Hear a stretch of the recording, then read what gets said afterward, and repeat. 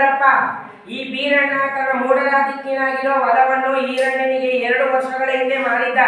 ಆ ಹೊಲವನ್ನು ಈರಣ್ಣ 108 ಮಂದಿಗೆ ಖರೀದಿಸಿದನು. ಆ ಹೊಲವನ್ನು ಶುದ್ಧ ಮಾಡಿ ಉಳುಮೆ ಮಾಡುವಾಗ ಈರಣ್ಣನು ಅಲ್ಲಿ ಒಂದು ಕೊಪ್ಪರಿಗೆ ಚಿನ್ನ ಸಿಕ್ಕೈತಿ.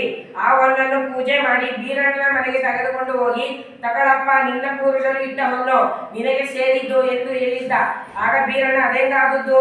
ಈ ಹೊನ್ನು ನಿನಗೆ ಸೇರಿದ್ದು, ಹೊಲ ಮಾರಿದ ಮೇಲೆ ಅದು ಹೊನ್ನು ಎಲ್ಲ ನಿನ್ನದೇ ಎಂದು ಹೇಳಿದ. ಆಗ ಇಬ್ಬರು ಬೇಡ ಅಂತ ಪಂಚಾಯಿತಿಯಲ್ಲಿ ಇರಿಸಿದ್ದಾರೆ. ಇಲ್ಲ, ಇದೆ ನೋಡಿ ಆ ಹೊನ್ನು. ಹೌದು ಗೌಡಪ್ಪ, ಈ ಹೊನ್ನು ಬೀರಣ್ಣ ತೆಗೆದುಕೊಳ್ಳುವಂತೆ ಮಾಡಿ ಉಪಕಾರ ಮಾಡಿಕೊಡಿ. ಇಲ್ಲ ಇಲ್ಲ, ಆಗದು. ಹೊಲ ಮಾರಿದ ಮೇಲೆ ಅದರ ಮೇಲೆ ನನಗೇನೈತಿ ಹಕ್ಕು? ಅದರಾಗೆ ಬರುವ ಲಾಭ ನಷ್ಟ ಎಲ್ಲವೂ ಇರನ್ನಂತೆ. ಅದೇಗಾದುದು? ನಾನು ಹಣ ಕೊಟ್ಟಿದ್ದು ಮಣ್ಣಿಗೆ, ಅದರೊಳಗಿರೋ ಮಣ್ಣಿಗಲ್ಲ. ಹಾಗಾಗಿ ಈ ಹೊನ್ನು ಬೀರಣ್ಣದ್ದೇ. ಒಂದು ಬಾರಿ ತಾಂಬಲಕ್ಕೂ ಹೋಗಿದ ಮೇಲೆ ಮತ್ತೆ ಅದನ್ನು ಎತ್ತಿ ಬಾಯಿಗೆ ಹಾಕೊಳ್ಳೋ ಕೆಟ್ಟತನ ಬೇಡ. ಹೀಗಾಗಿ ಈ ಹೊನ್ನು ಈರಣ್ಣನಿಗೆ ಸೇರಿದೆ. ಏನಪ್ಪ ಬೀರಣ್ಣ, ಈ ಹೊನ್ನು ನಿನಗೂ ಬೇಡವೇ? ಬೇಡ ಗೌಡಪ್ಪ, ಬೇಡ. ಏನಪ್ಪ ಈರಣ್ಣ, ಈ ಹೊನ್ನು ನಿನಗೂ ಬೇಡವೇ? ಬೇಡ ಗೌಡಪ್ಪ, ಬೇಡ. ಇಬ್ಬರಿಗೂ ಬೇಡವಾದ ಮೇಲೆ ನಾವೇ ಒಂದು ತೀರ್ಮಾನವನ್ನು ತೆಗೆದುಕೊಳ್ಳುತ್ತೇವೆ. ಏನಂತೀರಾ? ಹಾಗಾದರೆ ಈ ಒಂದು ರಾಜ್ಯದ ಬೊಕ್ಕಸ ಸೇರಲು ತೀರ್ಮಾನಿಸಿದ್ದೇವೆ. ಬೇಡ ಬೇಡ. ಯಾರಪ್ಪ ನೀವು? ಯಾಕೆ ಈ ಒಂದು ರಾಜ್ಯದ ಬೊಕ್ಕಸ ಸೇರಬಾರದು ಹೇಳುತ್ತೀರಿ? ಏಕೆಂದರೆ ಇದು ರಾಜನ ಶ್ರಮದ ದುಡಿಮೆಯ ಹಣವಲ್ಲ, ಅದಕ್ಕಾಗಿ ಬೇಡವೆಂದೆ. ರಾಜನ ಶ್ರಮದ ದುಡಿಮೆ ಅಲ್ಲವೇ? ನಾವೆಲ್ಲ ರಾಜನ ಮಕ್ಕಳಲ್ಲವೇ? ಮಕ್ಕಳ ದುಡಿಮೆಯ ಫಲವೆಲ್ಲ ತಂದೆಯದಲ್ಲವೇ? ಹೌದು, ನೀವು ಹೇಳುವುದು ಒಂದರ್ಥದಲ್ಲಿ ನಿಜವೇ.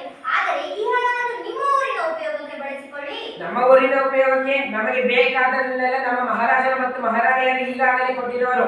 ನಮ್ಮ ಊರಿಗೆ ಈಗ ಯಾವುದೇ ಕೊರತೆ ಇಲ್ಲ. ಹಾಗಾಗಿ ನಾವು ಈಗ ತೃಪ್ತರು.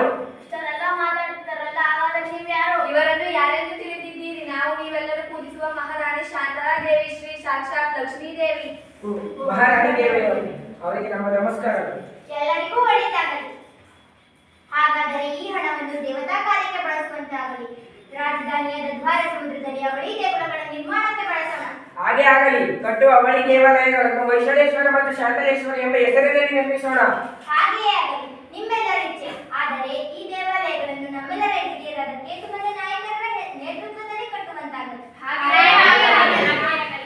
ನಿಮ್ಮಂತಹ ಪ್ರಜೆಗಳನ್ನು ಪಡೆದ ನಾವೇ ಧನ್ಯರು. ಇಲ್ಲ ಇಲ್ಲ, ನಿಮ್ಮಂತಹ ಯುವರಾಜ ಮತ್ತು ಮಹಾರಾಣಿಯರು ನಾವೇ ಭಾಗ್ಯವಂತರು. ನಾವು ನೀವು ಇಬ್ಬರೂ ಭಾಗ್ಯವಂತರು. ಜೀವನನ್ನು ದೇವತಾ ಕಾರ್ಯಕ್ಕೆ ಬಳಸಿಕೊಳ್ಳರಿಗೂ ಒಳಿತಾಗಲಿ. ನಾವಿಂದು ಬರುತ್ತೇವೆ. ಅಪ್ಪಣೆಯಂತೆ ಆಗಲಿ. ಎಲ್ಲರಿಗೂ ಒಳಿತಾಗಲಿ. ಮಹಾರಾಣಿ ಶಾಂತಲಾ ದೇವಿಯವರಿಗೆ, ಯುವರಾಜ ಉದಯಾದಿತ್ಯರಿಗೆ, ಮಹಾರಾಜ ವಿಷ್ಣುವರ್ಧನರಿಗೆ,